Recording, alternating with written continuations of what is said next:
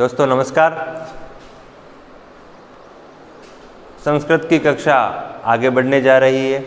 मैं सुशांत चौबीसा, राजकीय उच्च माध्यमिक विद्यालय वस्सी माई स्मार्ट स्कूल कार्यक्रम के तहत गत कक्षा में हमने संधि के एक भेद दीर्घ संधि के बारे में बात की थी। आपको सामान्य नियम भी बताए कि संधि हमेशा प्लस से जस्ट पहले, प्लस के जस्ट बाद होती है, दो वर्णों के बीच में होती है, स्वरों के बीच में संधि होती है उसे स्वर संधि कहते हैं, व्यंजनों के बीच में जो संधि होती है उसे व्यंजन संधि कहते हैं, विसर्गों के स्थान पर जो संधि होती है उसे विसर्ग संधि कहते हैं। संधि वर्ण आश्रित है। दूसरी बात आपको मैंने बताया कि जब दो वर्ण मिलते हैं एक वर्ण बनता है, संधि कहते हैं। जब एक वर्ण दो वर्णों में अलग होता है, संधि विच्छेद कहते हैं। इसी प्रकार मैंने आपको उसी दीर्घ संधि के उदाहरण मैंने भी सॉल्व किए, आपको भी सॉल्व करवाने के लिए दिए। आपने आशा है कि आपने किया ही होगा और उसके आधार पर आपने संधि करना प्लस संधि विच्छेद करना भी जाना होगा।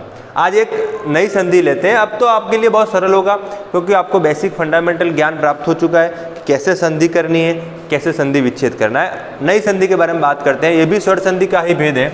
उस संधि का नाम है गुण संधि। ज़्यादा कठिन नहीं है, ये सरल ही है। और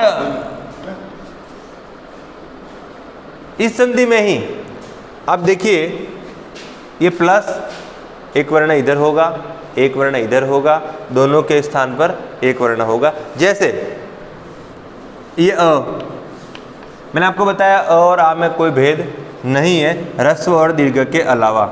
जैसे अ कहो आ कहो एक ही बात है। अब गुण संधि में क्या होगा?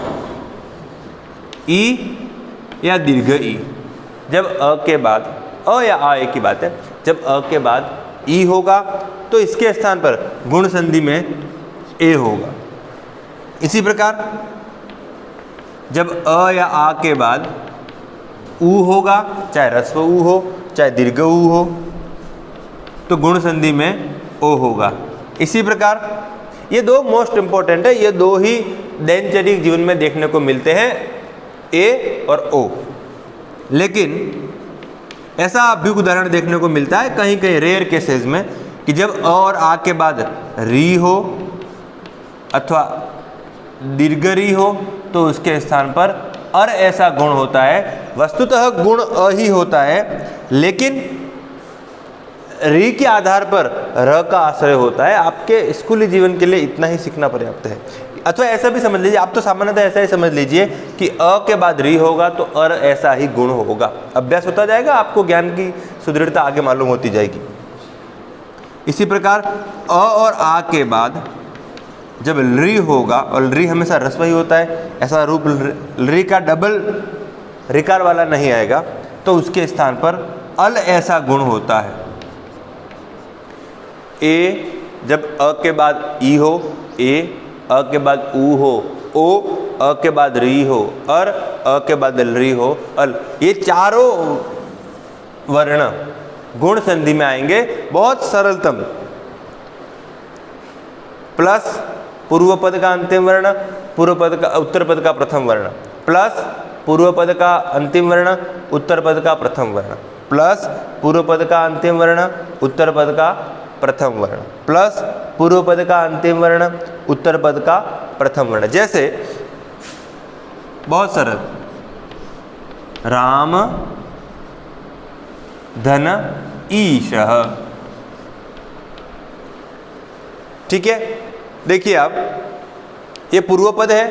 संधि बन तो किसी भी शब्द की जाएगी, लेकिन उस शब्द की सार्थकता आपके ज्ञान के आधार पर, आपके अभ्यास के आधार पर कितनी है, उसके आधार पर ही वो संधि सार्थक कहलाएगी। बन तो हर शब्द की लगभग बन जाएगी मति अनुसार। राम, यहाँ रम भी लिख सकता था, लेकिन मैंने आपका ये शब्द आपके दैनिक जीवन में आता है इसलिए मैंने राम लिखा है। राम धन ईश। आपको पता होगा पूर्व पद, ये उत्तर पद, संधि कहाँ होती है? पूर्व पद के जस्ट पहले, पूर्व पद के जस्ट बाद में। पूर्व पद का अंतिम वर्ण क्या है? तो म में रहने वाला अ। फिर इधर देखिए, उत्तर पद का पहला वर्ण क्या है? तो ईश का ई। संधि क्यों होती है? दो वर्णों के स्थान पर एक वर्ण करने के लिए। ये देखिए, ये दो सिंबल है, टू साइन है, इसके स्थान पर एक वर्ण आएगा, अ और अ ई मिल करके क्या बनेगा, ए बनेगा।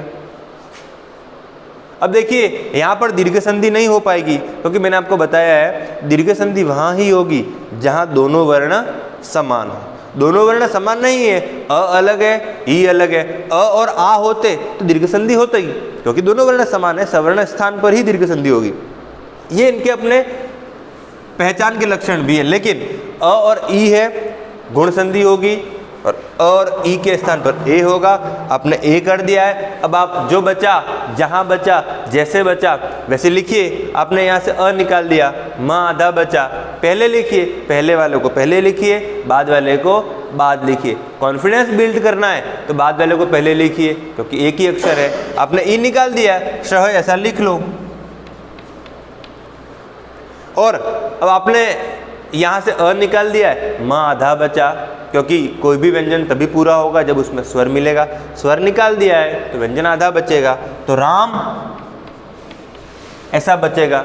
अब आप जैसा भी है ऐसा मिला दो, तो राम, म आधा है, ए मिल जाएगा में शह, रामेशः। इसको आप राम को आप रम कर दो, रमधन ईशः।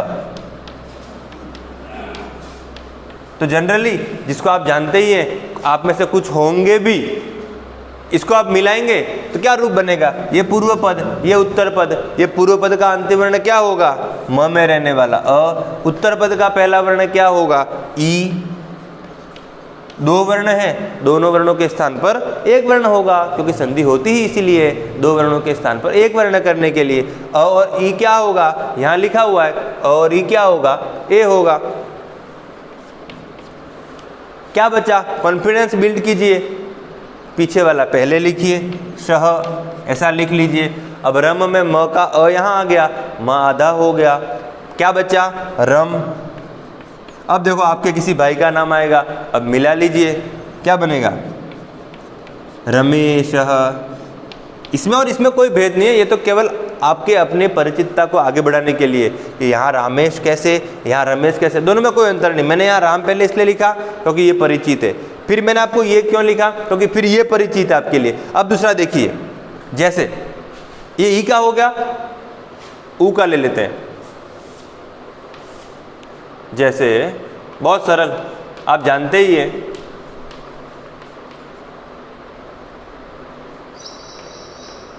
परधन उपकार, बहुत सरल।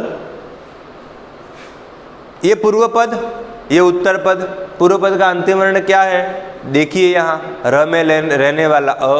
उत्तर पद का पहला वर्ण क्या है, उपकार का उ। बहुत सरल, दीर्घ संधि नहीं होगी। क्यों, क्योंकि दोनों वर्ण समान नहीं है। दोनों वर्ण समान नहीं है तो गुण संधि होगी। अब गुण संधि होगी अ और उ में, तो मैंने वहाँ लिखा हुआ ऑलरेडी कि अ और उ में गुण संधि होगी। यहाँ देखिए, अ कहो आ कहो एक ही बात है, अ और उ में गुण संधि होगी, ओ बनेगा। दो वर्ण है, दोनों के स्थान पर एक वर्ण होगा, ओ बना। र में से अ निकाल दिया आपने तो पर ऐसा बचा। पर क्यों बचा, क्योंकि कोई व्यंजन तभी पूरा होगा जब उसमें स्वर मिलेगा। आपको 10-12 बार इसका अभ्यास हो, रिवीजन हो, इसलिए हर संधि में मैंने आपको ये बात बता दी। ऊ निकल गया तो क्या बचा, पकारः बचा। अब आप इसको मिला लीजिए, कुछ भी नहीं करना है, जो जैसा है वैसा का वैसा मिला लीजिए। आपकी नज़र यहाँ ही हो, अब आप मिलाइए।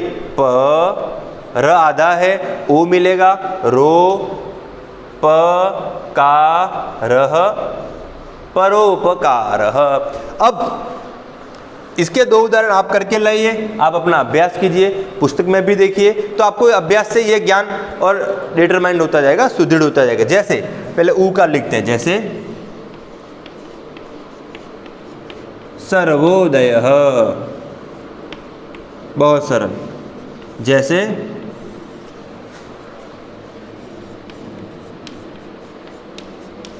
शेषोर्जा।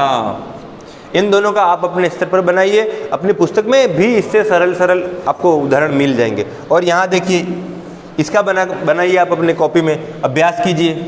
जैसे उपेंद्रः,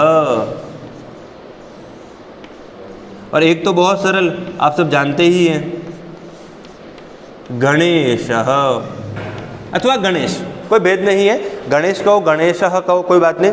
आप इसका अपनी कॉपी में अभ्यास कीजिए। इन सूत्रों को जिनको मैंने लगाया है, कुछ भी नहीं करना है, देख के इसका अभ्यास करना है, इसका अभ्यास कीजिए, इनको सॉल्व कीजिए, तो इससे आपका ज्ञान सुदृढ़ होता जाएगा। फिर क्या करना है, अब जैसे आपने कोई संधि बनाई है वो सही है या नहीं, उसके लिए आपको क्रॉस चेकिंग करनी है अपने लेवल पर। जैसे आपने राम धन ईशः बनाया है, ऐसे ऐसे बनता हुआ ये रामेशः ऐसा बन जाएगा। अब आप रामेशः का संधि विच्छेद कीजिए।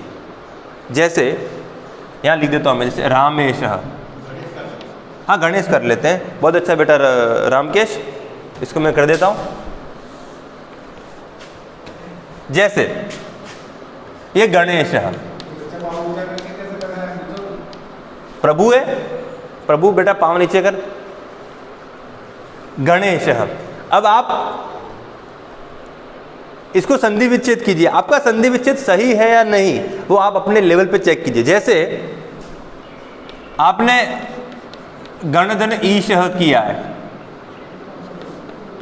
अपने लेवल के लिए, अब आपका ये संधि विच्छेद सही है या नहीं, इसको आप अपने लेवल पे चेक कीजिए। कैसे चेक कीजिए, ये पूर्व पद, ये उत्तर पद, पूर्व पद का अंतिम वर्ण क्या है अ, उत्तर पद का प्रथम वर्ण क्या है ई, दोनों को मिलाइए, क्या बनेगा ए। अब वापस इसको मिलाइए, गण शह मिलेगा गणेश, गणेश बना तो ही ये सही, गणेश नहीं बना तो ये सही नहीं। ये आप अपने लेवल पे चेक कीजिए, मास्टर रोज रोज सिखाएगा नहीं, आपको ही मेहनत करनी है अपने लेवल की। इसको भी देखिए, जैसे आपने सर्वोदय किया, आपने जो भी किया, अब वो सर्वोदय आपने सही किया है या नहीं उसको आप अपने लेवल पे चेक कीजिए। वो कैसे चेक होगा, वो ऐसे क्रॉस चेकिंग से चेक होगा कि कोई बात नहीं, आपने जो संधि विच्छेद किया है उसको वापस संधि कीजिए, वापस संधि करोगे और ये आया समझो सही है, वापस संधि करोगे ये नहीं आया समझो गलत। और देखिए, तो ये जो छोटी सी बात है,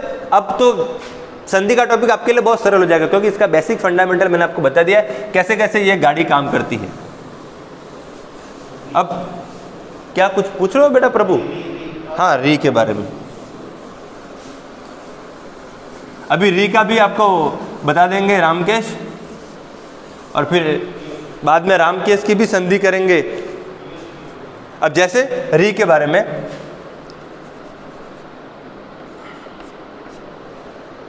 प्र और सरल लेते हैं जो आपके रोज काम में आता है, ब्रह्म, इससे भी सरल लेते हैं क्योंकि स्कूली शिक्षा के बच्चे के लिए काम आए, राज धन ऋषि, बहुत सरल। ये पूर्व पद, ये उत्तर पद, संधि कहाँ होगी, प्लस के जस्ट पहले, प्लस के जस्ट बाद में। अब ये प्लस के जस्ट पहले क्या है, ज में रहने वाला अ, ये आपको पहले दूसरी कक्षा में पढ़ा दिया होगा वर्णमाला के संदर्भ में। तो ज में रहने वाला अ, उत्तर पद का पहला वर्ण कहो अथवा प्लस के जस्ट बाद कहो, एक ही बात है। ये री, संधि क्यों होती है, दो वर्णों के स्थान पर एक वर्ण करने के लिए।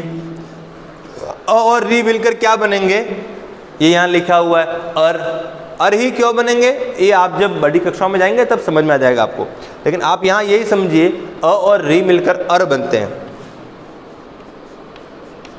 अर बना, अब मिलाइए, अब कुछ भी नहीं करना है, कॉन्फिडेंस बिल्ड करना है, तो पीछे वाला लिखिए। और आपको ऐसा लगता है नहीं मेरा अभ्यास हो गया, मैं आगे से भी लिख सकता हूँ, तो आगे से लिखिए, बहुत सरल। आपने री निकाल दिया, क्या बचा, शी लिख लिया, पीछे वाला पीछे लिखो, आगे वाला आगे लिखो। यहाँ से अ निकाल दिया है, क्या बचा, राज, ज आधा बचा। क्यों आधा बचा, क्योंकि कोई भी व्यंजन तभी पूरा होगा जब उसमें स्वर लगेगा, स्वर तो आपने निकाल दिया है, अ निकाल दिया, ज आधा बचा। तो राज अर शी मिलाइए, अब कुछ भी नहीं करना है, अब आपकी नजर यहाँ ही हो, रा, ज आधा है, अ मिलेगा, ज, र आधा है, र के बाद स्वर नहीं है तो र ऊपर चढ़ेगा। सब वर्णमाला के लेवल की बातें हैं ये। र का रेफस से ऊर्ध्वगमनम, र ऊपर चढ़ेगा तो ये वर्तनी है, ये कोई नियम नहीं है, ये लिखने का एक नियम है ऐसा। तो राजर्षि ऐसा रूप बनेगा। इसी प्रकार से महर्षि, ब्रह्मर्षि, ये आप करके लाइए, अपने लेवल का अभ्यास कीजिए, अपने अभिभावकों का सहयोग लीजिए, अपने अध्यापकों का सहयोग लीजिए, आपके आसपास जो टॉपर्स ही रहते हैं आपके आसपास, उनका सहयोग लीजिए। ब्रह्मर्षि, इसका अभ्यास आने वाले उसमें कर देंगे हम। महर्षि, कहीं ये सब आप जानते हो इसीलिए ये उदाहरण है, इनका अभ्यास आप अपने लेवल पे कीजिए। बाकी इससे सरल सीख जाओ, कठिन का निर्माण स्वतः हो जाएगा। एक ईंट रख लो, उसको पका लो, अगली स्वयं ही टिक जाएगी। पहले ही सही नहीं रखोगे तो वो आगे वाली टिकेगी या नहीं टिकेगी, इसकी कोई गारंटी नहीं। आगे ये बहुत रेयर केस में देखने को मिलता है, फिर भी अभ्यास के लिए देख लीजिए। जैसे तव, बहुत चिर परिचित उदाहरण है ये। तव धन लृकारः, जैसे ये पूर्व पद, ये उत्तर पद। ऐसा स्वर हिंदी में बहुत कम आपको देखने को मिलेगा। जो भी कारण रहा हो, अपभ्रंशता उसका कारण रहा हो, अथवा अनयूजनेस उसका कारण रहा हो, जो भी रहा हो, लृ नाम का स्वर संस्कृत में मिलता ही है। पूर्व पद है, उत्तर पद है, उसी नियम को फॉलो करना है। पूर्व पद का अंतिम वर्ण अ, उत्तर पद का प्रथम वर्ण लृ, दोनों के स्थान पर संधि होगी, गुण संधि। क्या होगा, लिखा हुआ है वहां मैंने, अल। अब थोड़ा कॉन्फिडेंस बिल्ड कीजिए, कॉन्फिडेंस। अब आपने लृ यहाँ से ले लिया है, क्या बचेगा, कार। आपने यहाँ से अ ले लिया है, क्या बचेगा, व आधा बचेगा, तव। अब आप इसको मिलाइए, कुछ भी नहीं, त व ल आधा है, आगे स्वर नहीं है तो ल पूरा नहीं हो पाएगा। आप मिलाइए, तवलकार। इसी प्रकार से आप अपने लेवल पे कीजिए, जैसे ममलकारः, कुछ भी बन जाएगा। इसको एक सामान्य को सिद्ध करके लाइए।